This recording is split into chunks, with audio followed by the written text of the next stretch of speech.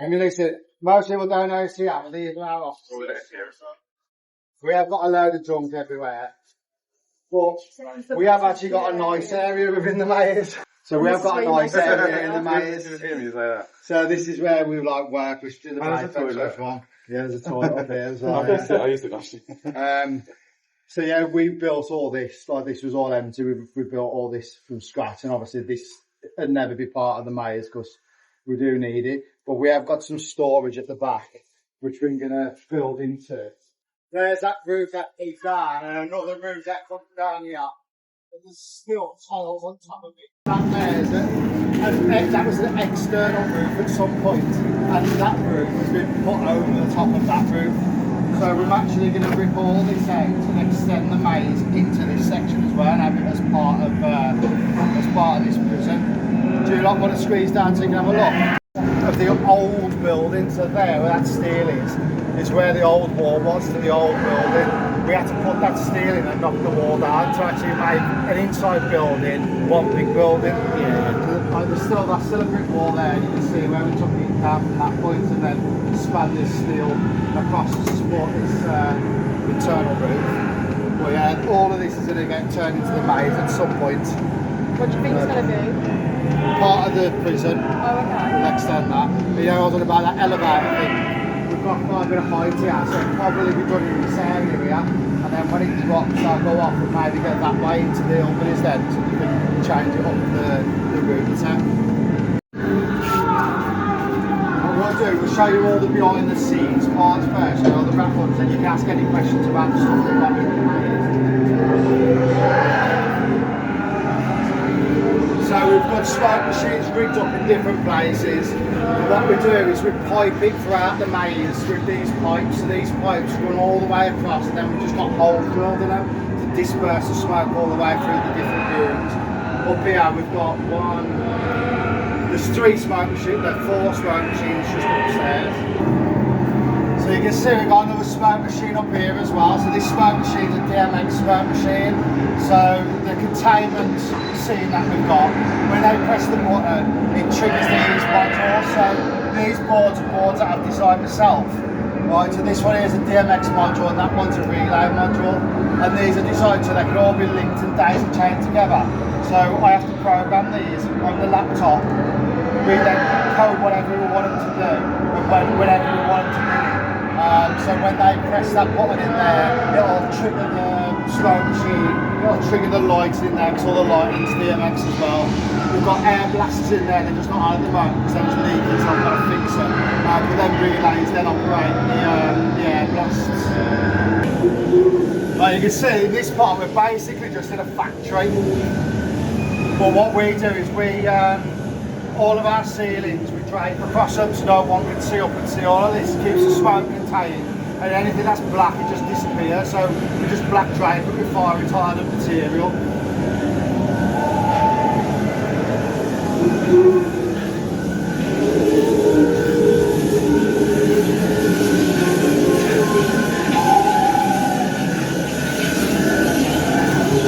And you can see up here, this is the old building within the building. So we've still got windows, brick wall, a roof inside the roof. And again, there's loads of storage shit everywhere. Well, that building's a lot older than what this building is, so when they extended it, instead of knocking it down, they just built over the top of the old building. So you see this staircase here? This wasn't originally here. We had to cut the ceiling out, put new steels in and put a new staircase in to basically have another route up and down. And just inside there, you can actually look through there. See that server rack in there? That's all the MP3 players and all of the amps and everything that control all the audio. And then 3 big connectors you see there, 3 32 amp supplies that get to 3 32 amp distros, which then split off to 2 16 amp supplies that have all got current monitoring. So every time we're adding new things to the maze, we can see what the current draw is down them distros to make sure we're not overloading everything. So it's all kind of like a vent spec, like temporary installation. So whenever we want to kind of expand, take things down, we can just turn off the distros, do any alterations we need, and then whack the distros back on.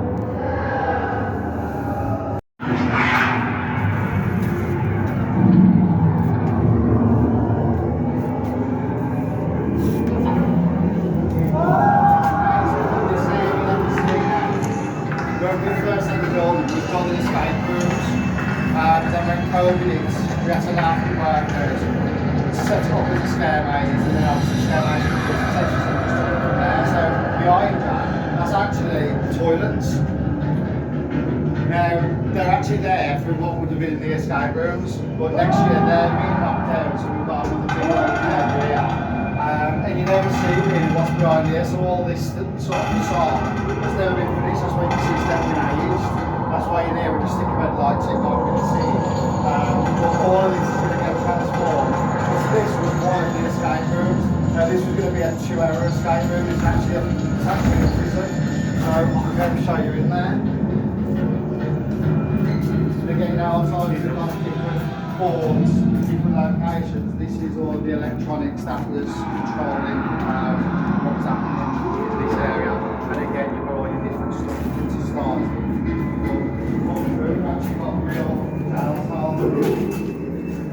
a lot of people don't see this. Now next year, this is actually going to get used as part of the Scare Maze. And all of this is actually fully concrete rendered. So everywhere upstairs, when we're doing it quickly, we basically just use grey masonry paint, add a load of sand and that into it to give it a texture, just to make it kind of feel like concrete. But this is full concrete rendered in here. And then they get to crawl through there. So if you all want to go through that way, you can see where it ends up. I went through here. Yeah, I went through here when I was here by myself, and I didn't realise this wasn't part of the maze. Yeah. I thought I was walking through the maze. Well, go through. I got lost. That's actually got, it's a spongy bottom as well. Go through it and I'll meet you on the other side. Because where you pop out into is actually a really good view.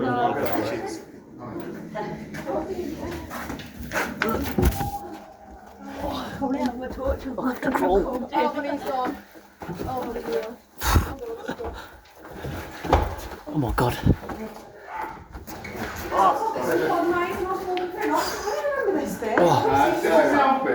Yeah, this is basically, we built this, this is all our theming. Has this never been used? No, so all of this, just, that's the wall behind it, real brick slips, plaster. And this was going to be the escape? This was going to be the escape room, yeah. So that machine over there was one of the games that you was playing as part of the escape rooms. But like I say, next year we're going to utilise this as part of the maze, because obviously theming's already done. Yeah. A few bits and pieces that we'd have to put in here to make it mazy. But we'd probably bring them through there, have like a cage wall there, bring them in and around. That fire exit there goes into the sewer. So that sewer that you do, that was actually one of the escape rooms as well. So we had doors every so often, like cage doors that we took off. And when it was an escape room, they'd get so far, have to unlock that door, get to the next bit, till they get out. And then just behind this room, we've got another one, which is like a temple, like an Egyptian temple. It is full of rubbish at the minute, but when we get back round, I might be able to get in to show you. That one's not themed, it's just got all of the infrastructure in for it. But again, we're going to try and utilise that as part of the maze as well. And then here we had some, like lockers. And then when they opened the locker, there's an hole broke in the back of the wall. So when we did the maze, that'll probably go inside, look like an old set of lockers. And then we'll probably cut all this out though, so it goes all the way, so they don't have to climb through it. But they'll go through a locker, through an hole in the wall, and then this would be a jail cell in here. That would have had like a bunk bed and everything in it. A basement, but we only had access to it from outside. One day I was doing some work and we was like knocking the top of this wall there. And when we knocked it out, we noticed this staircase down there. So we actually found that staircase. It was so creepy. It'd been bricked up for years. We took the entire wall out, found that staircase that led down to the basement. So it was hidden for years. How old is the building then?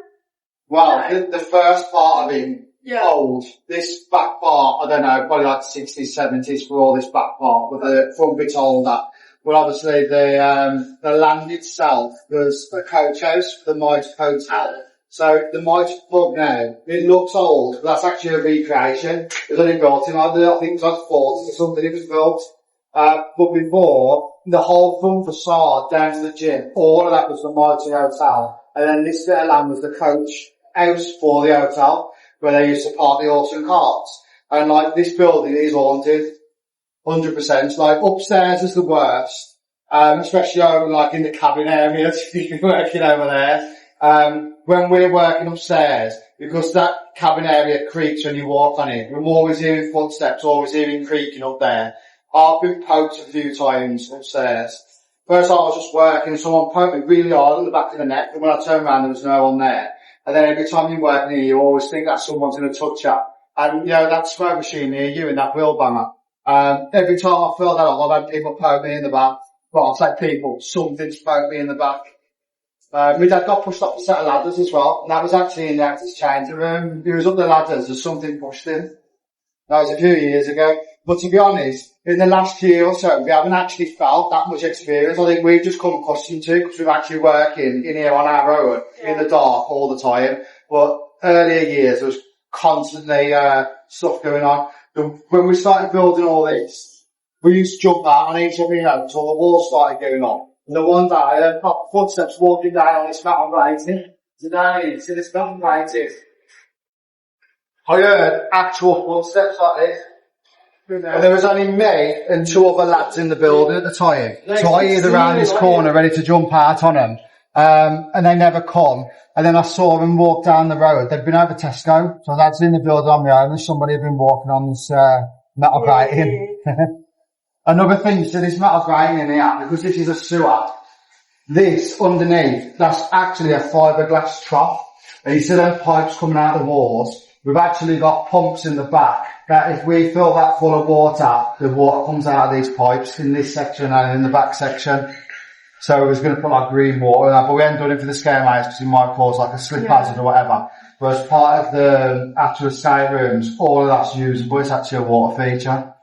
And again, this is all fully concrete rendered. A company in America, was there not American, built the initial maze. This was part of it. So some of these walls and this run are still original. It was basically tiny. We had 2017. We had a exhibition stand, and we decided to do a scare maze at our own exhibition. So it was like 16 by 8 meters one each. So it was only like 2 or 3 corridors. Oh yeah, we extended it, yes. And like these was the original panels and stuff that we shipped over to America. We utilised these when we did the scare maze the first year and just expanded off it. And this is the only bit that's left that's still original. So as part of the tour, I'll see if we can get us into the one section of it. At the front, we've got a big, massive koi ponds that we built. So the entrance to the tomb, you went up the steps, there was a pond either side. And we've got pipe work at the top that makes it rain into the pond. We had lighting effects and everything, didn't we? That went with it.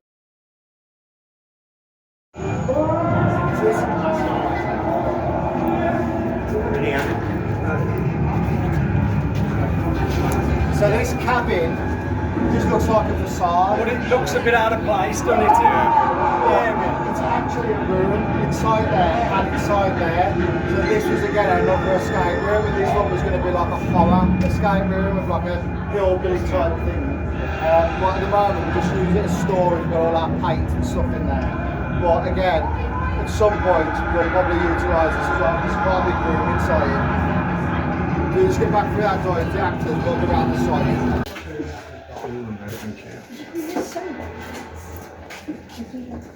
Oh yeah, that was one of them. But it had like no electricity. We'll obviously try and utilise this as the scare maze as well.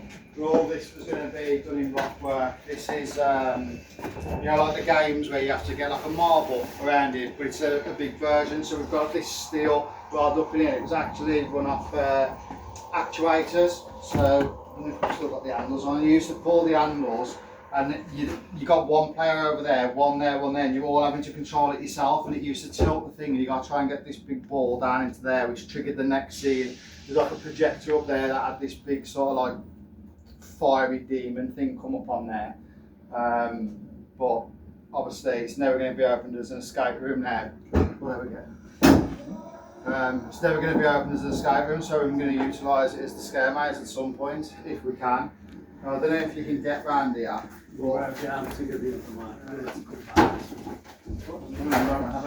Years ago, in an abandoned building, workers witnessed a rip in space-time, a portal to the other realm. Now you can enter that very portal and become victim of what the wretched serve. Awaiting silence. I need to be quick before they notice me. I'm Cody. I'm with the Resistance.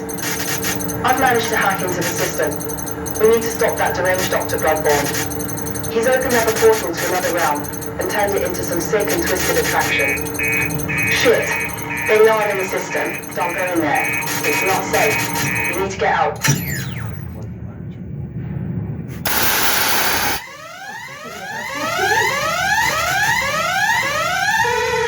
Emergency systems online.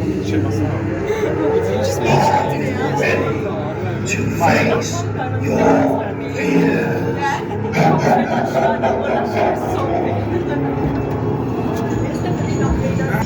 We've added these like computer control panel things in, and we've added these lasers in, so like when it's smoking in here, this actually feels, this is where they're crossing over to the other side now through the portal. It does look good when the smoke's onto them solid laser beams then. It's all new, isn't it? Yeah.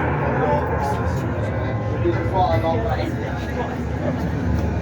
We just quoted all of them. You say now, I didn't even steal that.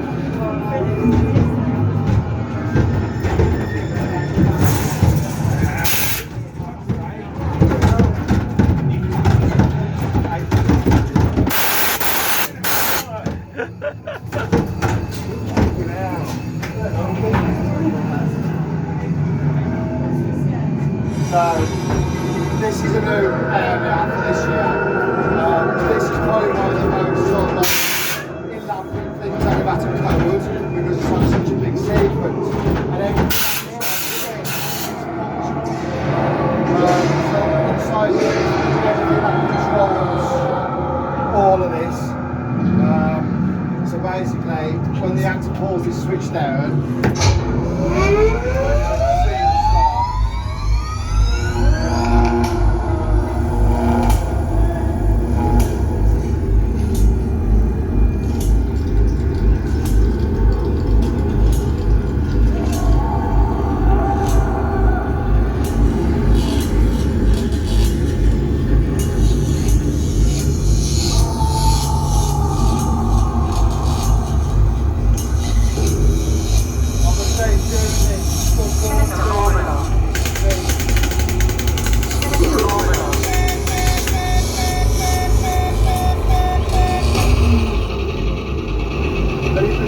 Stourbridge on yard in the power, so then we get everybody else. And basically, we made this scene last longer because that screen and then this is how we're trying to keep the batching consistent all the time, so people are just running through. So quite a bit of work went into doing this room.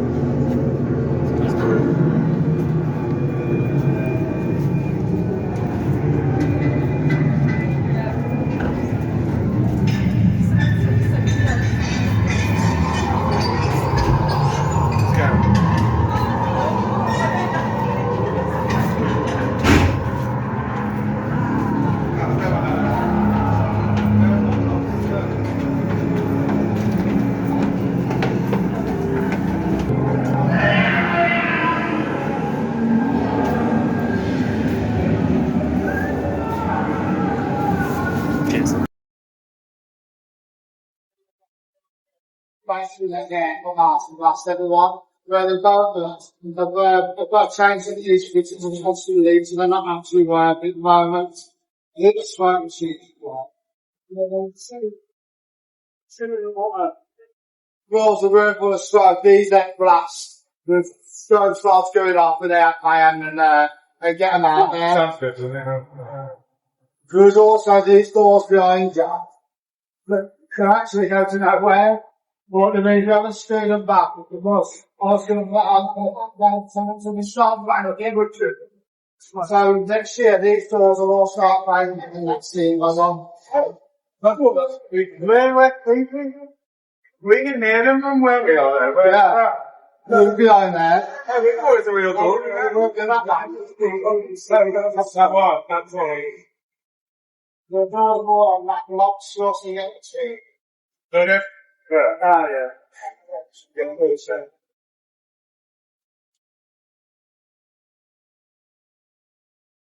Obviously, you found out this room because you didn't work in it. So if you remember last year, this had walls in it and it was like really windy. And you went round and guys just knocked all them walls down, built all this, so like big blind and built all this. And then, you know, where it's winding around there. Next year, we'll knock that down, have another room in front of them cages. So it'll be one room, then this room, and then through. So, like, it's only small rooms, but there's a lot of time and effort that goes into doing all the thing on these big. So we always spent a month just in this room, a month in that room, and I spent about 2 months in Bloodborne. So there's only so much we can do each year. There's only 2 of us that do the work.